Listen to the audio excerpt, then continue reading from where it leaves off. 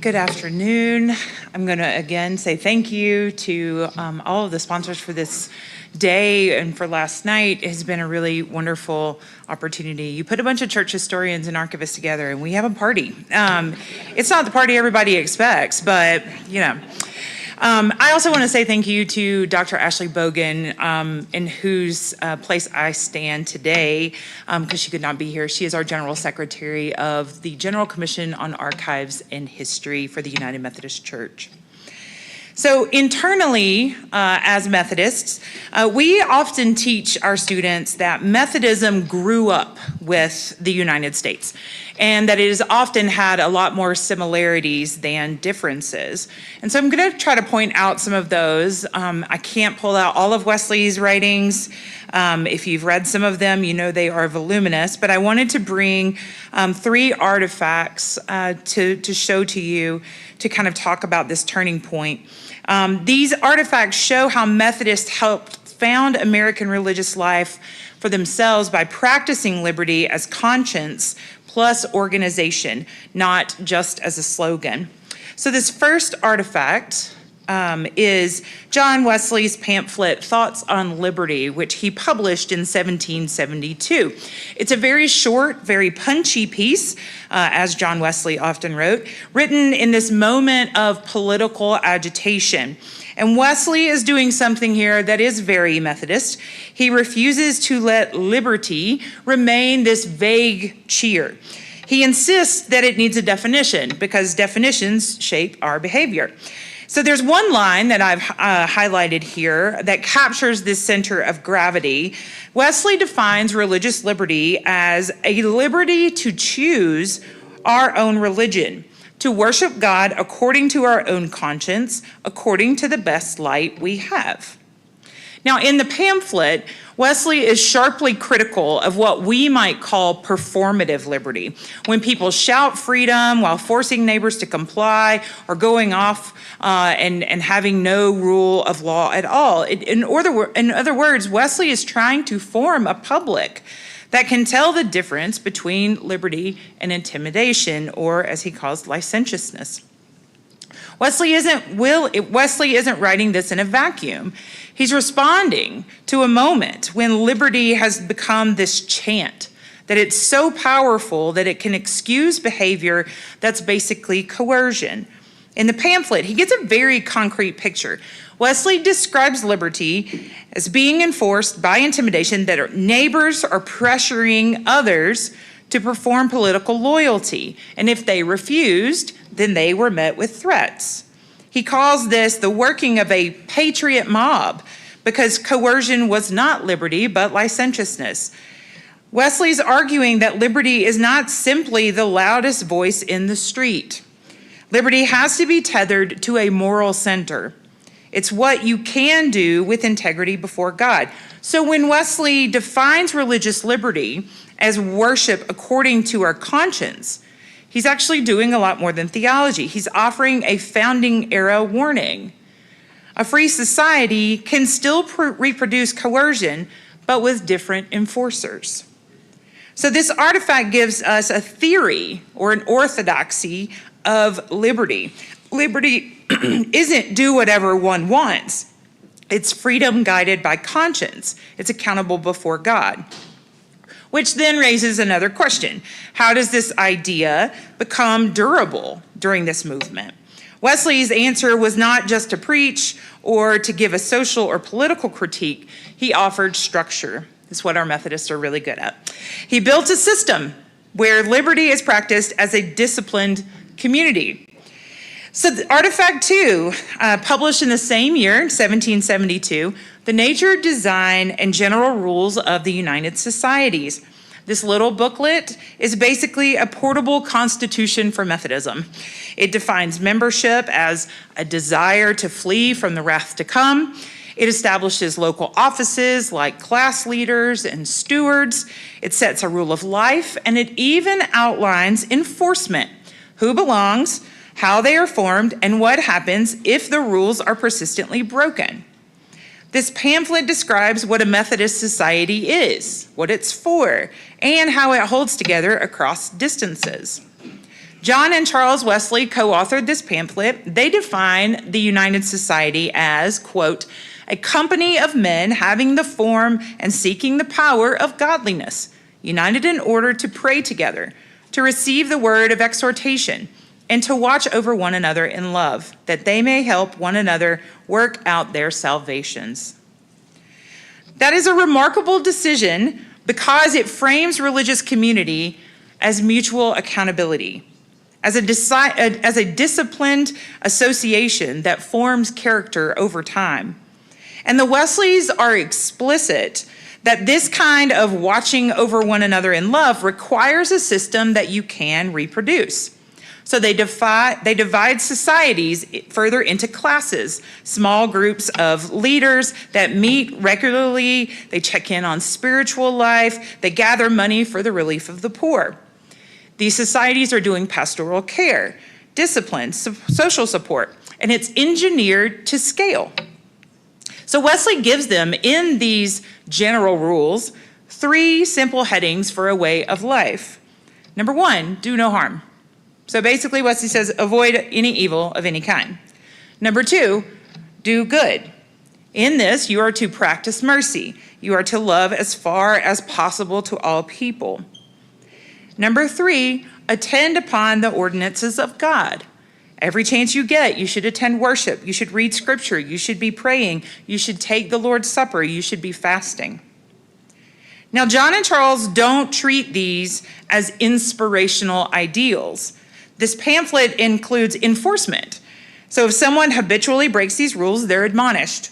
And if they refuse to change, quote, he hath no more place among us, unquote. This is not a state church. This is a voluntary association with teeth, ordered liberty, maintained through accountable belonging. This is where the founding era of Methodism really becomes, or the founding era contribution becomes clear. Wesley gives this definition of liberty in a previous pamphlet, conscience and ordered freedom, and then these rules showing what liberty looks like as a practiced life. So it's this freedom shaped by habits, by community, and by accountability. So if thoughts upon liberty is the moral argument, the general rules are the practice, the social technology. Together, they form a people. And once you have a people, you need leadership and coordination, and this is where the next year, 1773, comes in.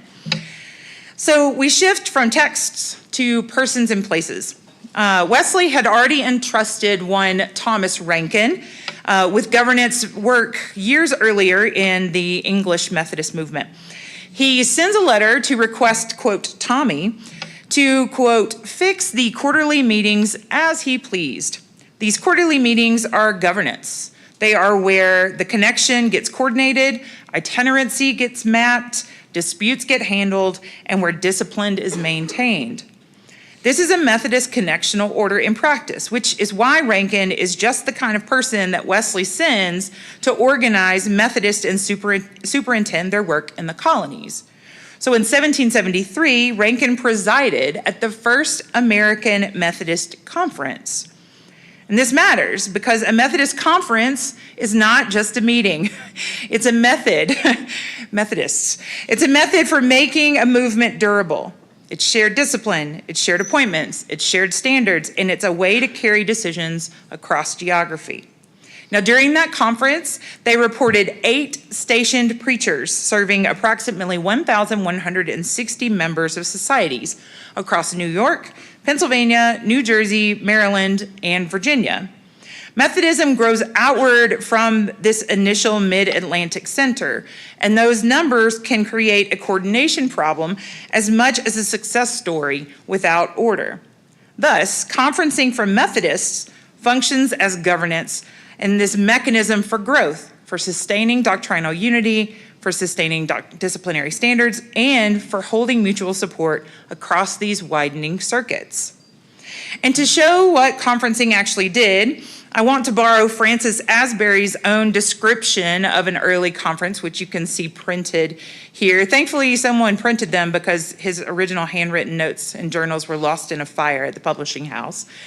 He describes the conference making concrete agreements. They established a doctrine and discipline, society boundaries, print control, and reporting. And then he diagnoses that there's a significant need for accountability. Quote, money had been wasted, improper leaders appointed, and many of our rules broken, unquote. That's ordered liberty essentially in practice, these voluntary associations holding together or held together by accountability. But pay attention to what Asbury is actually describing. These early conferences are acting like a constitution writing body for a voluntary religious movement. They agree to enforce doctrine and discipline, meaning a preacher who won't live by the rules can be removed. They agree not to administer the sacraments at that time, not because sacraments don't matter, but because they're trying to keep boundaries clear in a volatile moment and avoid acting outside of their authorized order. They set standards for membership. Attending society more than once makes you a member, so Methodist names a formed practice, not a one-time enthusiasm. They regulate print by only purchasing and reprinting through the connection, because they understand that ideas spread through these texts, and texts can either unify or fragment a movement. And they require reporting from the circuits to the general assistants, which is an early Methodist accountability. They show evidence of their work, not just the emotion. So Asbury's diagnosis is not petty. It names why discipline matters. The movement was learning a founding era lesson. Liberty without order collapses.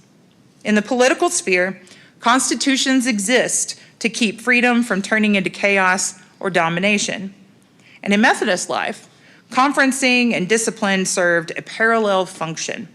They made a religious public durable across distance, conflict, and rapid growth. As you can see, the movement's durability has a physical footprint in the map on the left side of the screen. Between 1764 and 1780, there are 5 early meeting houses that anchor the work of Methodism and act as significant places of memory for the founding of Methodism in America. The Strawbridge Log Meeting House outside of Baltimore, Maryland, was established in 1764. John Street Meeting House in New York City was organized in 1766. St. George's Church, established in 1769 in Philadelphia, Pennsylvania, and still a working congregation. Barrett's Chapel, established in 1780 in Frederica, Delaware. And Mabry's Chapel, also established in 1780, west of Norfolk, Virginia. Now, these buildings matter because they signal a shift from a movement that is just meeting in private homes to becoming more legible in public space. A chapel becomes a commitment. It is anchoring worship. It's stabilizing leadership patterns. It's making the society visible to neighbors. It's the material sign of a durable religious public. Faith that is organized enough to persist and reproduce, but local enough to root in ordinary places. And what makes these buildings historically interesting is that they embody a founding era logic. Voluntary associations need structures to endure. A chapel isn't just a place to worship. It signals property held, funds raised, schedules kept, leaders appointed, and members gathered in repeatable rhythms.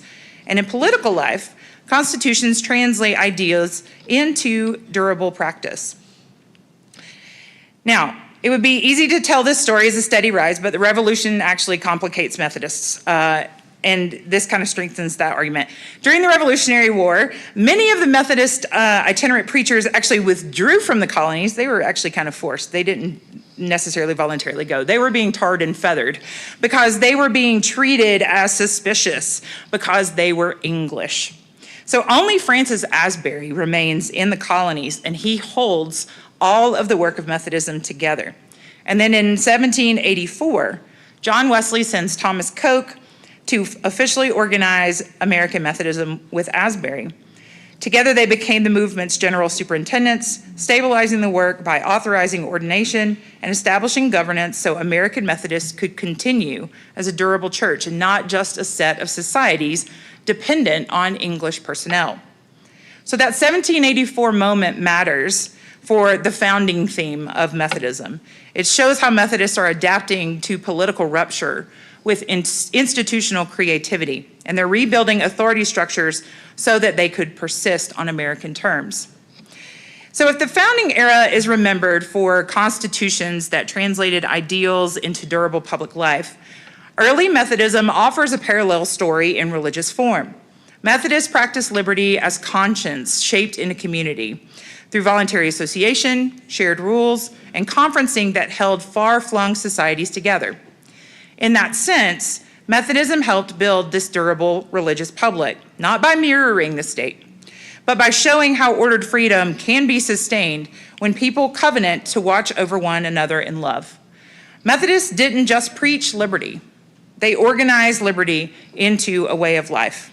And that is one reason its imprint on American religion during the founding era proved so enduring. Thank you.